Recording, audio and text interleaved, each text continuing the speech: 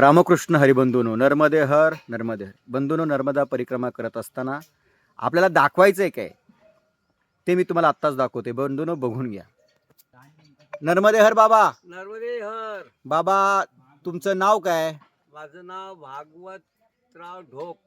तुम्ही कुठून आले? नागपूर जिल्हा, काटोल तहसील, वंडली गाव. तुमचं वय किती बाबा? वय माझं आता रनिंग 77 चालू आहे. तुम्ही 77 वर्षाचे आहात. हां, आणि तुम्ही आता काय करताय? परिक्रमा करताय. परिक्रमामध्ये चालू आहे. परिक्रमाचा तुमचा कितवा दिवस आहे आज?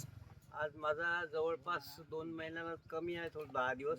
म्हणजे तुम्ही जवळजवळ 1,500-2,000 हजार किलोमीटर चालत आले. तर तुमच्या परिक्रमेचा जरा अनुभव सांगा पुढे येऊन जरा. अनुभव फार मोठा आहे. मला परिक्रमामध्ये प्रत्येक ठिकाणी माईचं दर्शन मला झालेलं आहे.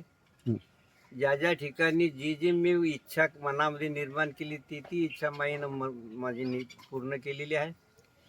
सुलपाणी झाडीमध्ये मला असा अनुभव आला आहे की त्या सुलपाणी झाडीमध्ये एका त्या लहान मुलाला ना कपडे अंगावर धड कपडे आहे, त्याच्यावर त्याला ना धड त्याच्या अंगावर मनभर माती आहे, आणि त्याही परिस्थितीत त्याला कोणी सांगितलंही नाही, तरीही ते मुलं आपल्या परिक्रमावासियासाठी रस्ता खोदून पायऱ्या करून आपली सोय करतात. हे मा नर्मदेचंच रूप आहे. एक खेड्यातली एक जंगलातली एक आदिवासी बाई 2 किलोमीटर खाली जाऊन एका खोऱ्यातून गुंडभर पाणी आणून वर माथ्यावर 2 किलोमीटर जागा सोडून वर बर्डावर एका टेकड्यावरती ठेवून त्याच्यात गडवा गिलास घेऊन ठेवतात. हे मा नर्मदेचंच रूप आहे. ज्या ज्या ठिकाणी मी चुकलो त्या ठिकाणी नर्मदे मानं कुणाच्याही पर्यायानं येऊन मला रस्ता दाखवला आहे.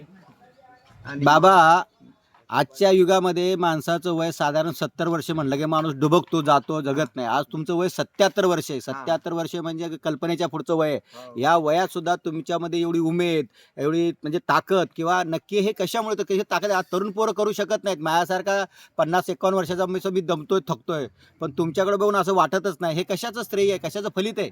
हे मायचं श्रेय आहे, मायचंच फलित आहे. माझी काही कॅपॅसिटी नाही, हे सगळं माय करून घेते. आणि माईचं स्वरूप काही असं आगळं वेगळं आहे. सृष्टीमधून कणाकणातून भरलेलं आहे ना. प्रत्येक ठिकाणी माझा अनुभव आलेला आहे.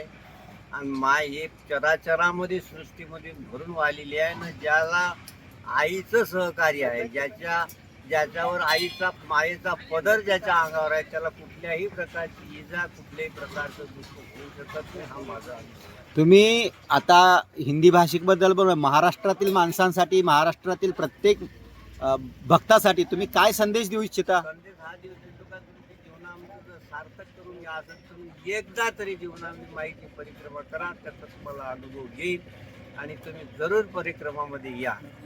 बाबा, तुम्हाला बघून मला अतिशय आनंद झाला. तुम्ही जे काय 2 मिनिटं मनोगत व्यक्त केलं त्याबद्दल नर्मदे हर बाबा. नर्मदे हर. नर्मदे बाबा. तुम्हाला मग तुमची आठवण काढली. तुम्हाला 200 वर्ष आयुष्य नक्की आहे. मा नर्मदा देवो आणि अशीच सेवा घडत राहो. नर्मदे हर बाबा. नर्मदे हर. नर्मदे हर.